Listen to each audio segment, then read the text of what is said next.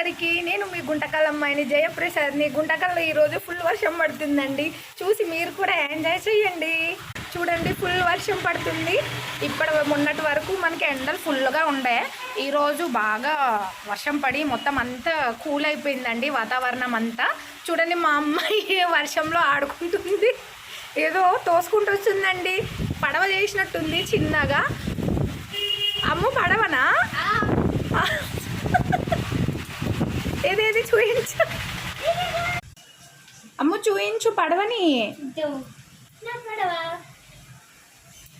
చూడండి, పడవ వదులుతుంది అమ్ము వాటర్లో.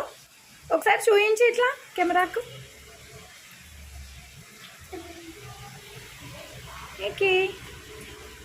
కొంచెం దూరం లేదు.